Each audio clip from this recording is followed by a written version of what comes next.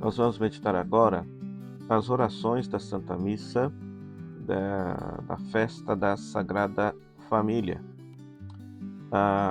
O versículo de entrada da Santa Missa, Lucas capítulo 2, versículo 16.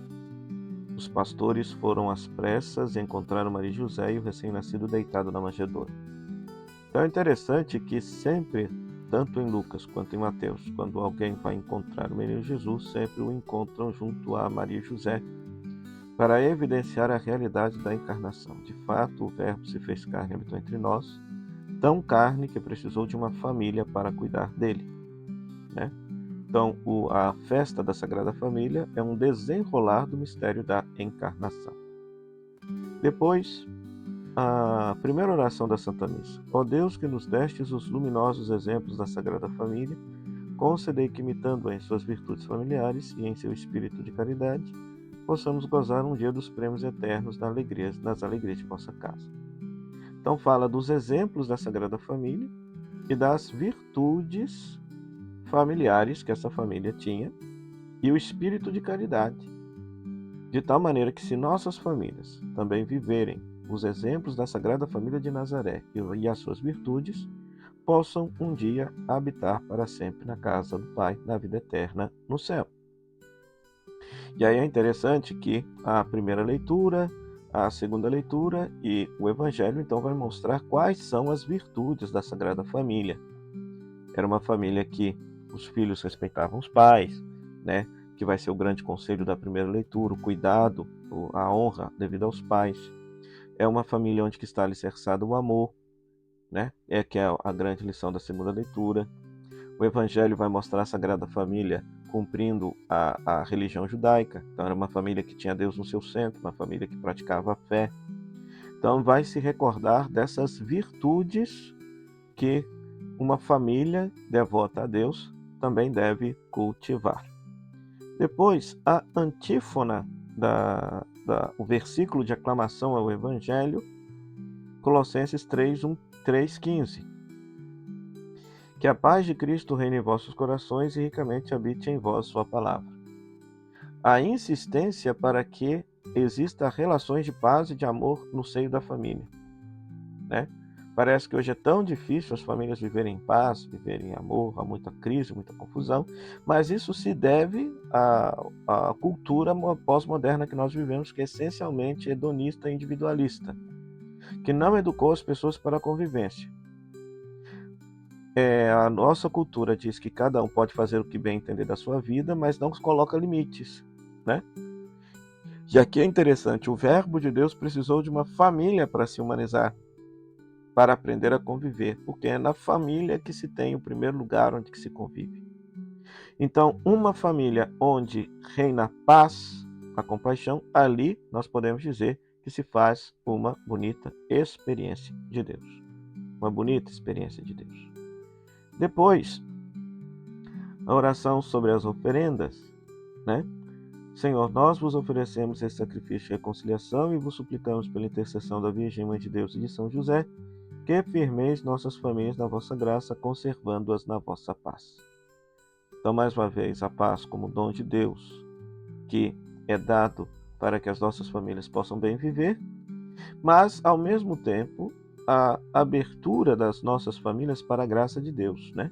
Porque o ser humano não se salva, o ser humano é salvo. Então, as nossas famílias precisam se abrir à graça de Deus, à presença de Deus, para que a própria paz do céu possa habitar no seio das nossas casas, das nossas famílias. Então, é necessário dar espaço para Deus, e dar-se espaço para Deus, sobretudo por meio da vida da oração pessoal, a oração familiar, a meditação da palavra de Deus e a vida sacramental, que são os meios ordinários pelos quais a graça de Deus pervade a nossa vida, pervade a nossa existência. Depois, veja, o versículo da comunhão é Baruque, capítulo 3, versículo 38. Nosso Deus foi visto na terra e com os homens conviveu. Então, mais uma vez, a palavra de Deus ilustrando a questão da convivência do Verbo de Deus no seio de uma família.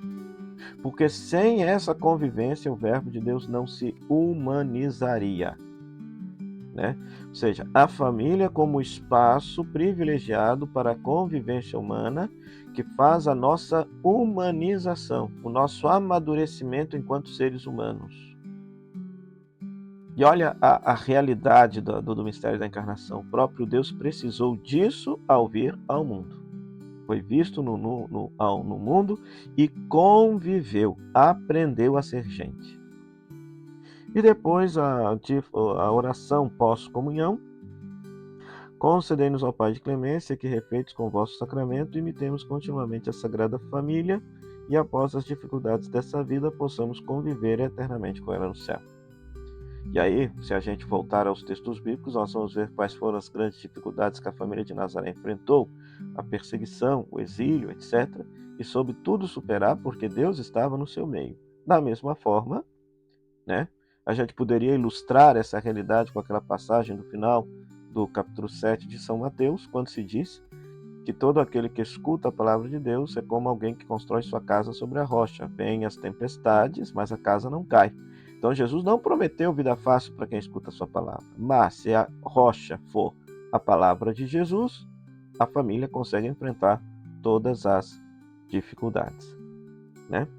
Então, é muito interessante esse bonito mistério da encarnação do Verbo, concretizado verdadeiramente no seio de uma família. Gostaria de aproveitar esse momento apenas para também chamar a atenção para o ato penitencial específico do tempo do Natal, onde que se retrata justamente também este mistério da encarnação. Então veja, nós temos duas opções de ato penitencial próprios para o tempo do Natal, que diz assim: Senhor, Filho de Deus, que nascendo da Virgem Maria vos fizeste nosso irmão, tende piedade de nós.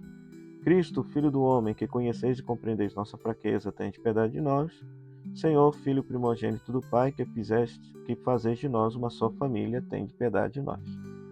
O Verbo de Deus, ao se fazer carne, se tornou nosso irmão, uma relação de fraternidade, né? O Pai, que era só de Jesus, pelo mistério da encarnação, também se torna nosso Pai, porque Jesus nos concede a possibilidade de nos tornarmos filhos de Deus.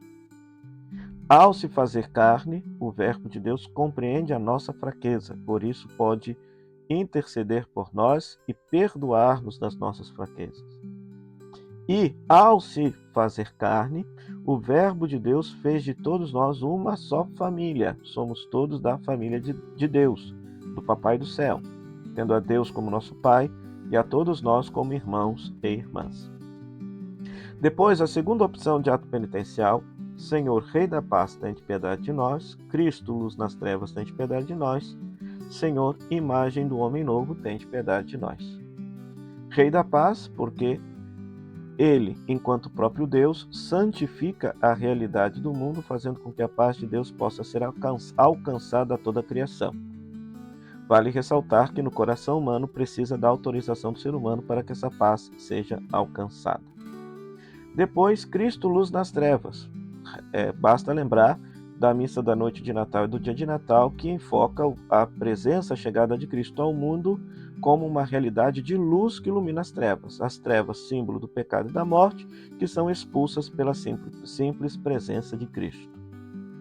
Agora, a terceira é muito interessante: Senhor, imagem do homem novo. É bom ressaltar que Cristo, Deus, o Verbo de Deus, se fez este ser humano, Jesus Cristo. Então, Jesus Cristo, Jesus de Nazaré, se torna o modelo e paradigma de todo ser humano, né? Então, ele se fez um de nós para que nós nos tornássemos como ele. Então, Cristo se torna um exemplo a ser seguido, o modelo a ser vivenciado, né? Então, é o grande desafio recebido no dia do batismo: configurar a nossa vida, pensamentos, sentimentos e ações de Jesus de Nazaré. Desejo a você um feliz e santo Natal, de muita paz, que Deus habite sua casa, que Deus habite sua família.